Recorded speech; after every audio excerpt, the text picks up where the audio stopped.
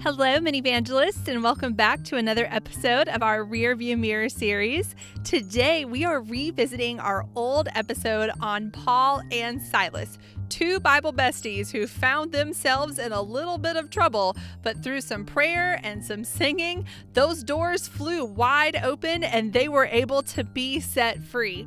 This is such an incredible story, and one of the reasons we picked it was because of our kid interview, Caroline. She did such a great job and had some really interesting I wonder questions, and I remember she said something like, if you make the right decision, then you'll be free no matter what. And that was just a quote that kind of shocked us a little bit, and we were so excited to hear it. I also love this song, the Missionary Blues. It's a fun one to hear Pastor Drew sing.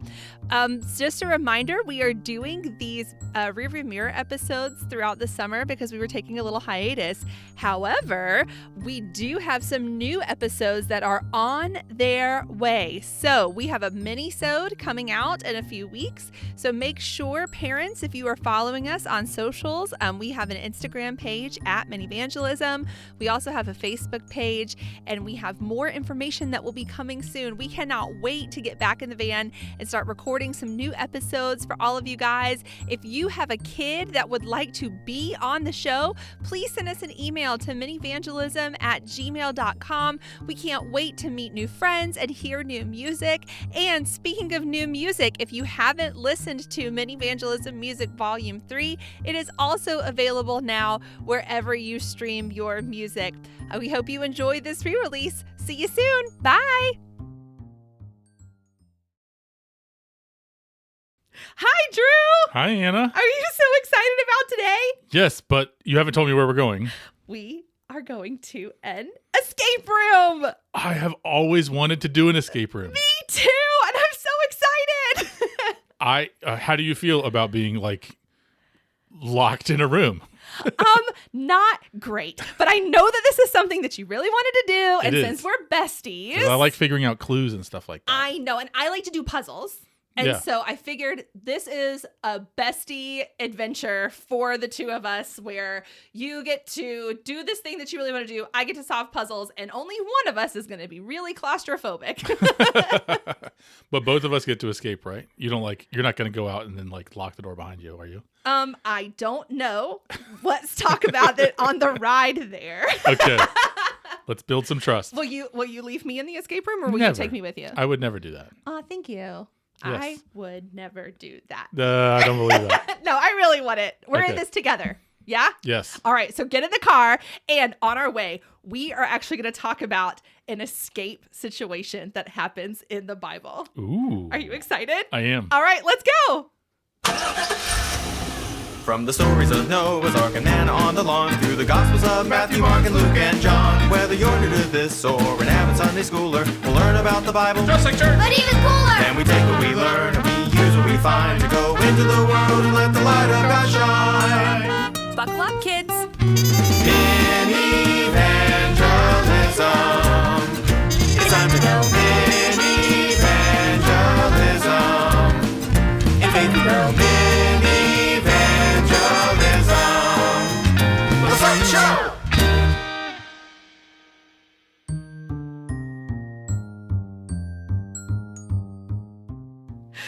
Okay. I can't wait. And it's a themed escape room. What's the theme? You guess. We are locked in a diner and we have to eat pancakes to get out. Yes. Really? It is a diners, drive-ins, and dive theme escape room. I totally made that up, and it's real. It's a real escape room, and we don't get the pancakes unless we get out. Oh, so okay. that's the motivator, is pancakes. Well, color me motivated. Let's do this. Oh my goodness. So on our way, though, we are going to talk about two Bible besties. Their story is in the New Testament book of Acts. And they... Acts like what, you chop down a tree? No, Acts. Okay. ACTS. Got it. And what is special about the book of Acts? It is the story of what happens after Jesus is raised from the dead and ascends into heaven. Mm-hmm. And the apostles, his followers who knew him and ate with him and everything and saw him ascend, then are sent out by his spirit and led by his Spirit to be the church. Yeah. And so it's all the stories that happen in those early years of the church. Yes. And so we are going to be talking about 2 missionaries today. And missionaries were people who traveled all over the world to tell people about Jesus. And these 2 missionaries are Paul and Silas. And so Paul and Silas, they were besties, and they would travel all over the Roman Empire. So they started in Jerusalem, but then they traveled as far away as Turkey and into places in Europe. The place we're talking about today is in Europe. It's really cool. So before we talk about, though, their missionary journey, do you have a song for us? I do. I know. And I'm so excited about it. What can you tell us about the song? In this story, they both get the missionary blues. Uh-oh. And so that's what the song is. Nice. It's a little bluesy. I love it. All right, we'll put it on the radio. Great.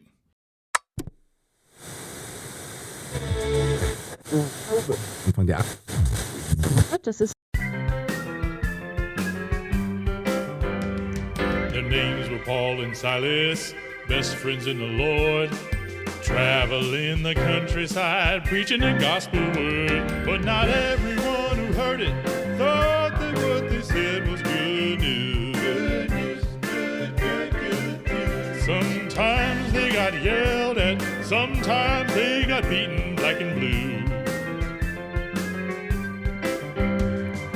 Once when they were headed to the synagogue to pray, they healed a girl of a spirit who had lots of things to say, but they didn't know that she was a servant who made others lots of loot. Lots of loot, lots and lots and lots of loot. Well, they grabbed poor Paul and Silas, threw them in jail and gave them both the blues.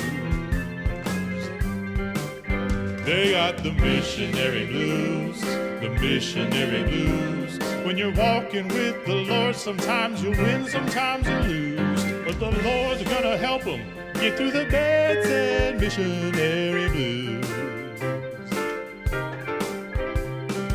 Sitting in their cell, feeling pretty bad, they started singing hymns to make the night seem not so sad. But the earth started quaking, and the shackles fell right off of their shoes. The prison guard awoke and said, "Oh no, what am I supposed to do?" He had the missionary blues, the missionary blues. When you're walking with the Lord, sometimes you'll win, sometimes you'll lose. What's the man supposed to do? He had the bad, sad missionary blues. Well, Paul and Silas stood just as free as they could be.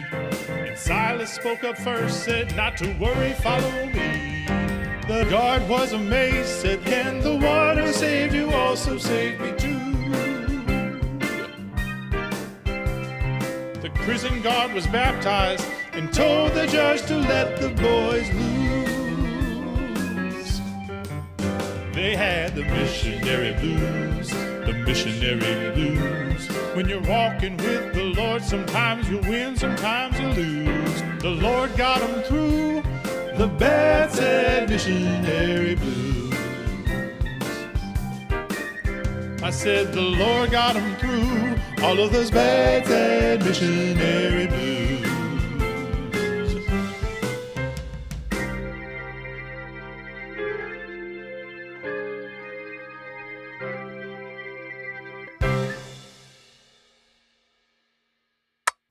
Wow, that song is so cool. Thank you. I liked it a lot. And I based it on a song that I know from when I was a kid. Mm-hmm. And it was fun to think about that. And I just like picturing Paul and Silas singing songs like this in jail. Yeah. Yeah. I love that. I think it works. So the story in non-song form. Paul and Silas, they were traveling around. They were telling people about Jesus. And remember, the church is still very young. Jesus has just ascended into heaven. And while they were traveling, they healed someone. They were in the city of Philippi, and they healed this young woman. And because she was healed, she could no longer do the same job that she had been doing. And so the people who were using her to make money, they got really angry at Paul and Silas because they just lost their income. And so what they did is they went to the people in charge of the city and they were like, you need to throw these guys in jail. They're talking about somebody named Jesus. They're Jews. You need to put them in jail. And so Paul and Silas, they were actually hit with sticks and put in jail. And they had shackles put on their feet. What are shackles? Like handcuffs. Yeah, but for their feet. Yes. And so Paul and Silas, they're in jail. They're alone. It's the middle of the night. And they start singing and praising God because, you know what? They were sad, but they were like, we're going to sing. We're still going to praise God. And as they were singing and praising God, an earthquake hit the jail. Whoa. And it was this big earthquake. And the earthquake was so intense that it actually broke the shackles off their feet and took the jail doors and knocked them off the walls. So they could have escaped, like we're going to do when we get to the escape room. Yeah. However, the jailer, hears the person in charge of the jail, they hear the earthquake, they run into the jail to see all the damage, and they see all the doors open, and they're like, I'm about to lose my job because all the prisoners have escaped. And he calls out, and then Paul and Silas are like, hey, it's okay. We're still here. We didn't run away. None of the prisoners escaped. None of them ran away. And the jailer goes to Paul and Silas and he's like, you got to tell me about this Jesus guy. Tell me, what must I do to be saved? And Paul is like, you just got to believe in Jesus. And so the jailer takes Paul and Silas to his house. He bandages their wounds. He actually feeds them dinner. And everybody in his house, including the jailer, they all get baptized. And then the next morning, the people that threw them in jail were like, you're not in jail anymore. And so Paul and Silas get to go free and they're able to continue their missionary journey. So, yeah. And actually the jailer helps explain to the judge everything that's happened. Yes. And so the one that had control over them ends up being the one who helps make sure they go free. Yes. And that's the story, which I think is really cool. Yes. Yeah. So on our way to the escape room, though, I want to talk to someone who knows this story a lot better than I do. Her name is Caroline, and she is so cool. She is in 2nd grade, and the reason I want to talk to her is because she loves this story. She heard it in Sunday school one time, and then she was like, I really want to talk about this story on the podcast. So I'm going to pull in here, and while I go talk to Caroline, I need you to brush up on your puzzle solving skills. You got it. I actually have a pocket Rubik's Cube.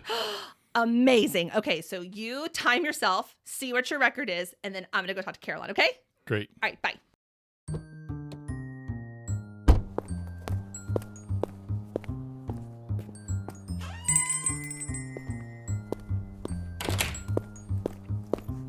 Hi, Caroline. Hi, Miss Anna. How are you? Good. Good. It's so good to see you today. Are you excited to talk about our next Bible Bestie duo? Yes. Yes, and who are we talking about today? Paul and Silas. Paul and Silas. Yeah, do you think that they were besties? Yes. Yeah, why do you think they were besties? Because they go on journeys together and they like do stories together. Yeah, they travel together. They tell people about Jesus together. I think that's so cool. Do you have a bestie? Yes. Who's your bestie? Everly. Everly? Yeah. Ooh, tell me about Everly. How long have you guys been besties? For when we were pre-K. Oh, wow. Do y'all go to school together? Yeah. Nice. Is she in your class this year? No. No. But she is right down the hall from me. Nice. Do you get to see her at recess? Yeah. That's awesome. I love it. Yeah, and sometimes our besties aren't in our class, but that's the cool thing about going to school together is you can still see them at recess. Yeah. Yeah. So when you were reading this story, what kind of I wonder questions did you have? I wonder why Paul and Silas were not scared during the earthquake. Ooh, why were Paul and Silas not scared during the earthquake? Have you ever been a part of an earthquake? No. No, you haven't. But my mom has. Oh, yeah? Was she scared? Yeah. Yeah. Do you think you'd be scared in an earthquake? Yes. So what do you think? Why do you think they weren't scared? Because they're with God and they were together all the time. Yeah, I love that. So not only were they with God, but they had each other. And do you think if you were in an earthquake with Everly, it would be a little less scary? Yeah. Yeah. What do you think y'all would do? We would like play games and lots of fun stuff. Yeah. Sometimes just like when you have your bestie, I know like sometimes if I'm with my bestie and like I'm scared or I'm sad or something, I'll just like hold their hand. Right? Yeah. And like knowing that they're there makes you feel kind of safe. Yeah. Yeah. And I think, yeah, like you said, Paul and Silas had each other, but they also had God. And so they kind of knew God was there with them. Yeah. I love that. So what's your second I wonder question? My second I wonder question is, I wonder why the prisoners didn't run away after the earthquake. Why did the prisoners not run away after the earthquake? That's a great, you just shrugged. That's a great I wonder question. Yeah, because, okay, if you were in jail and the doors opened, would you stay in that jail? No. What would you do? Run away. I'd run away too. So why did the prisoners not leave? What do you think? Probably because they were scared if the jailer would find them again. They were scared the jailer would find them again. That's a really good theory. I wonder if it's like because they knew, yes, the doors had opened, but I mean, they were in jail for a reason, right? So it was like they had to do the right thing. Yeah. It'd kind of be like if you were in jail and the guard dropped the key in front of your cell. Like, you really shouldn't pick it up, but would you pick it up? Yes. Me too. I would definitely pick it up, take it out of there. But yeah, I wonder if they like, so my I wonder question for you, Caroline, is do you think they thought about it? Yes. Yeah? What do you think that conversation sounded like? Like trying to go run away, but if you make the right decision, then you'll be free no matter what. Wow. If you make the right decision, you'll be free no matter what. Mm-hmm. That, Caroline, that's beautiful. I love that. You are so smart. Wow. If you make the right decision, you'll be free no matter what. Wow. I'm going to get that embroidered on a pillow. So what's your third I wonder question? My third I wonder question is, I wonder, do Paul and Silas become friends with the jailer? Oh. Okay, so yeah, so at the end of the story, the jailer comes in and he sees all the doors are open. And he's like, uh-oh, I'm about to lose my job, right? Yeah. But then Paul and Silas call out to him and they're like, we're here, buddy. We didn't run away. So what do you think, like what else did they say to the jailer?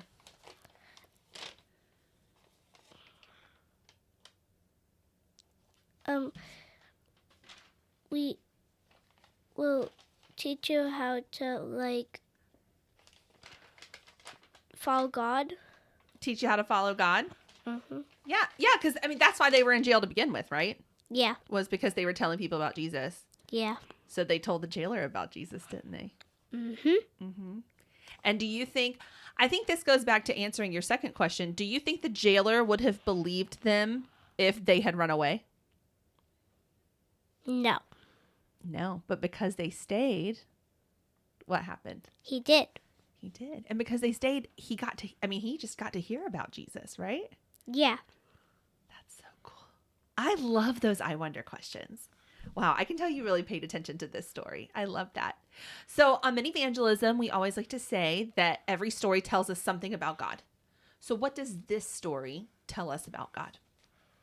That God is with you no matter what. If you're sad, tired, scared, whatever you're feeling like, he's still with you. Yeah. He was with them in jail.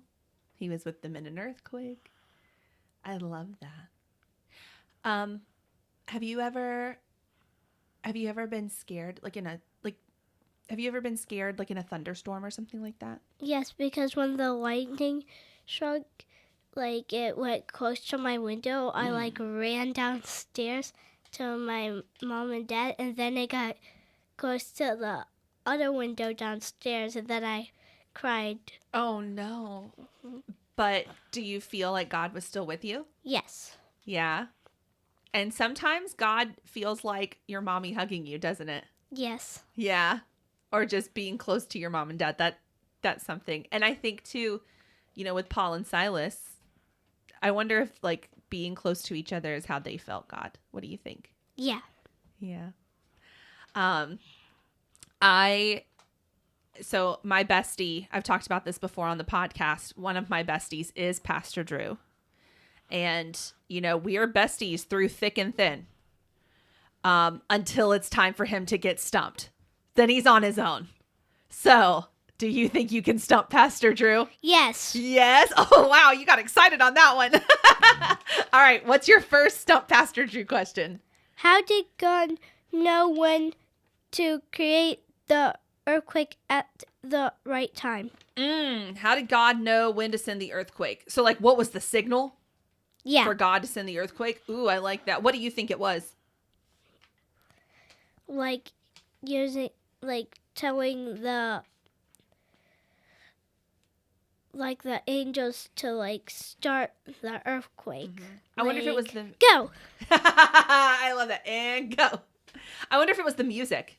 Yeah. Right? The songs they were singing. He was like, I like that one. Now it's time for an earthquake. Or, you know what would be funny? If one of the prisoners started singing and it was really bad and God was like, I can't listen to this anymore. And so he sent an earthquake. Oh, man. All right. That's a good stumper. All right. What's your second stump, Pastor Drew question? My second one is, which song do Paul and Silas sing while in jail? Ooh, what songs did they sing while they were in jail? I don't know the answer to that question. Do you? No. All right. I'm going to have to look that up before I get back in the van with Pastor Drew. But that's a good one. All right. What's your third stump, Pastor Drew? My third stump, Pastor Drew, is why did God create a earthquake instead of another storm while Paul and Silas were in jail? Ooh, so why did he use an earthquake instead of something else? Yeah. Ooh, that's a good one too. I think it's because it's shaky, and so it would just shake the bars off of its off of their hinges or something. Don't tell Pastor Drew. I'm not gonna tell, girl. I ain't gonna tell him. No, I think those are some good stumpers. So I love it. I love those questions. So nice job, Caroline. Well, thank you so much for joining us on the podcast today. And we always like to end on a joke. Do you have a joke for me? Yes. All right, what's your joke? Why did the egg didn't like the joke? Why didn't the egg like the joke? Yeah. Why? Because it cracked him up.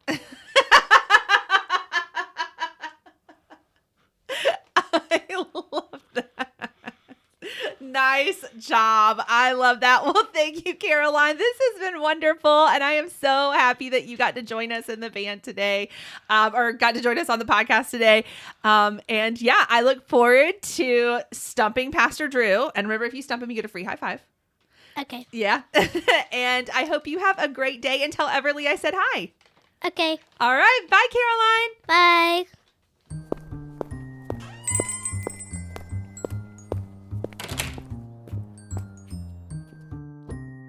Okay, I'm back. Welcome back. What was your record time? How long have you been gone? I have been gone for 10 minutes. 10 minutes and counting. Oh, no. I'm not good at Rubik's Cubes. Why do you carry one around? To get better. Oh, okay. Practice makes perfect. Yeah. We're just pretty far from perfection. It's okay. We'll get there. We've still got the rest of the drive. Good. So Caroline is so cool. We actually got to talking about our besties, and she was telling me about her bestie, Everly. And her and Everly have been friends since pre-K. And the thing about her and Everly is they used to be in the same classes, but they're not in the same class this year. But it's okay because she still gets to see Everly at lunch, and she sees her at recess. Whew, and good. I think that's really cool that you can like still have a friend even if you don't see them all the time. Agreed. So that's cool. So her I wonder questions. Her first I wonder question was, why were Paul and Silas not scared during the earthquake? Ooh. Have you ever been a part of an earthquake? Actually, yes, but only a very small one. Say more. There was one in like 2006, I want to say. Uh-huh. And there's kind of a funny picture that was taken of like one lawn chair that got knocked over. And that's all the damage that was done. But everybody could feel it. And it was like a rumble. I remember that earthquake because it was like in DC, wasn't it? Yes. Okay. We felt it in Georgia. Ooh, wow. I remember because that morning I woke up and I like felt it in my room and it made my dad fall down the stairs.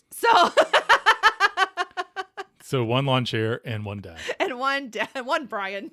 But yeah, I remember that earthquake. When we lived in South Carolina, we actually lived on a fault line. And so like we would have to have earthquake drills at our school, which was, I had never been a part of an earthquake drill.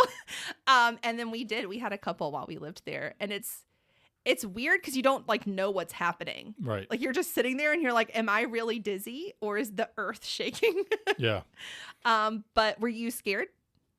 It was not big enough to scare me. Yeah. It was more interesting. Yeah. But this one in the Bible, like if it's big enough to break metal, it's a biggie. Yeah. And I imagine that they probably were scared. If they weren't scared, here's my guess, is that in Bible stories, earthquakes almost always mean that like God is doing something. In Old Testament and New Testament, when there's an earthquake, it's God doing something. And it seems like these two had a whole lot of faith and trust in God. So even with faith, they might have been scared. But if they didn't have any fear, it's probably because they figured this was God doing something. Yeah. That's awesome. And so, yeah, I think too, they wouldn't be scared. Maybe a little scared. Because you're like, God's doing something, but does he have to do an earthquake? Yeah. Her second I wonder question is, why did the prisoners not run away? I'm curious about this very same thing. Yeah, because would you run? Yes. Yeah, Caroline and I both were like, yeah, no, we'd get out of there as soon as possible. Yes. They just hit us with sticks. Yes. Yeah. And I think that's very interesting. If anything, I imagine that Paul and Silas are like so much a part of what the Holy Spirit is doing. Yeah. That like they know this is God up to something and they're sticking around to be a part of whatever God is doing. Yeah. And especially in the book of Acts, there's this really interesting thing where plenty of people get jailed or beaten up. And in the book of Acts, so many of the people who are being jailed or getting beaten up, they love the people even who are hurting them. Yeah. And so part of what we see is Paul and Silas kind of stick around because they actually care about the people who are doing this to them. Mm-hmm. And part of the way we interpret that is that that's what God is like, and it shows up in God's people too. Yeah. Caroline had some other really good observations. The first was, if they ran away, like then they'd have to stay hidden or they would get caught. That too. Yeah. So like now they get to just, they don't look like they're not breaking the rules, right? Yeah. Like they didn't bust the gate open. The other thing she said, all right, are you ready? This was a direct quote from Caroline. I'm ready. If you make the right decision, you'll be free no matter what. Ooh. And I was like, oh, okay. I didn't know we were spitting facts there, Caroline. Yeah, that's well said. That's well said. If you make the right decision, you'll be free. She was like, they were free, but they stayed and did the right thing, which we'll talk about in her next question. But, yeah. I like that. That'll stick with me. Yeah. And then she was like, do you think they talked about it? Like, do you think that was a conversation of just like, should we run away or should we stay? I would love to see it acted out. Yeah. Like who had to convince who to stay? Right. I don't know. Who do you think it was?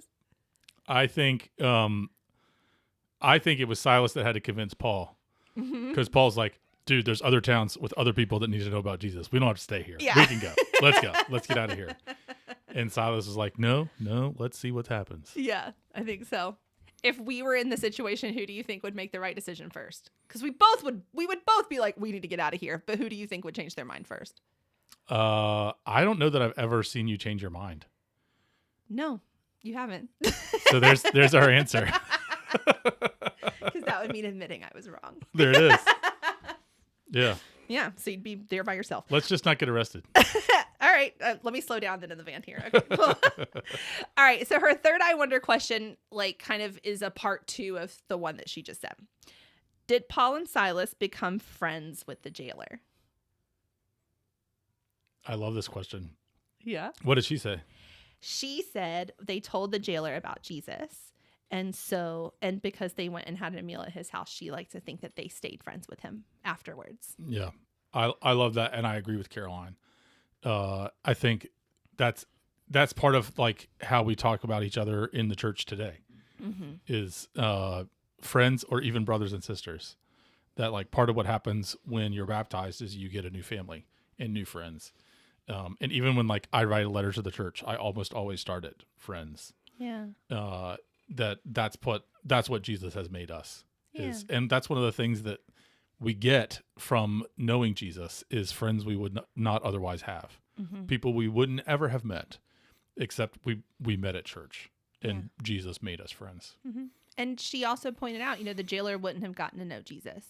That's right. If Paul and Silas had run away, so I don't know. I just think she had some really good thoughts. Yeah, I love that. Her I wonders and her responses to her I wonders were really, really good.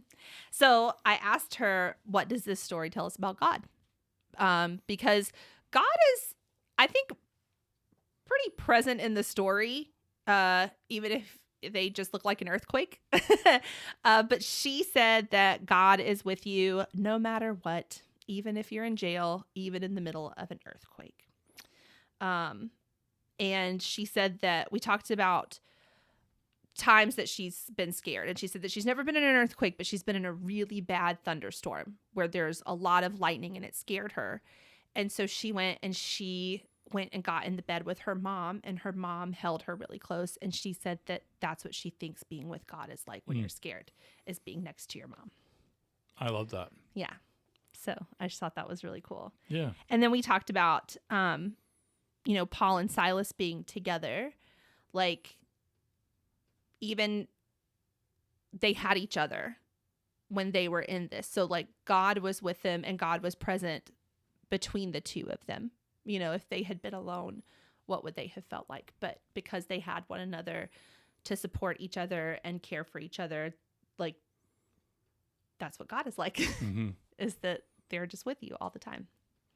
Love that. Yeah. I also think another way that we see God is that who would think that a jailer and somebody who is in jail would ever become friends? Right.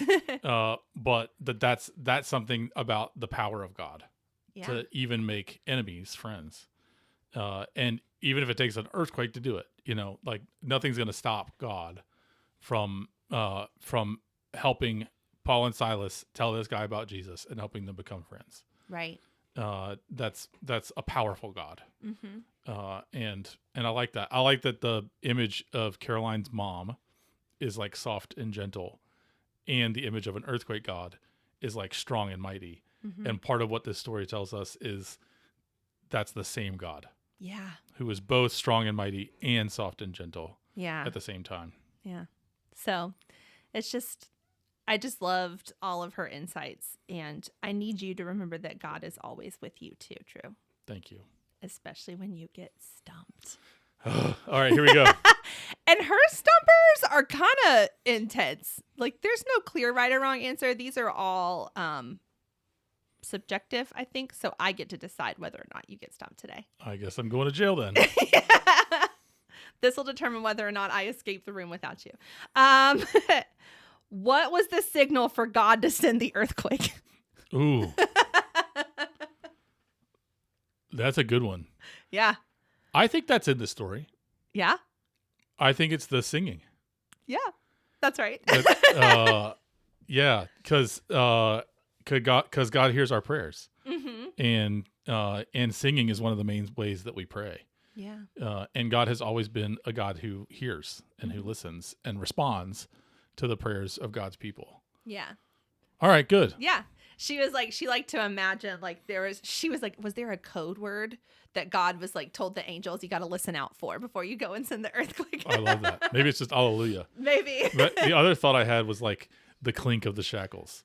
Oh, Like as soon as it goes, then God's like, oh, one of them's in jail. Okay, gotta go.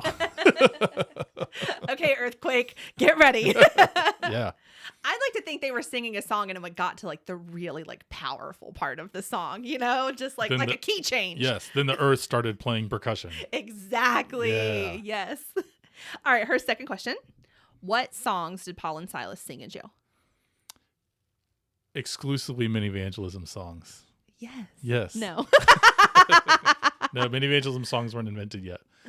My guess is they sang the Psalms. There's a specific word that is used for the songs that they sang. Hymns. Yes. Oh, good. Yeah, they sang hymns. That's exactly what it says. Like Good.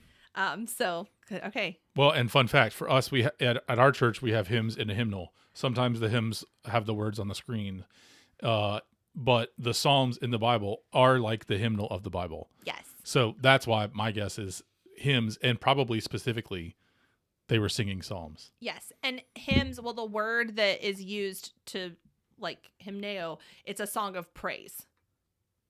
So That works. yeah. So they were singing songs of they weren't singing sad songs.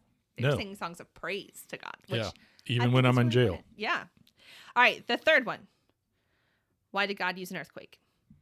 There is an answer for this.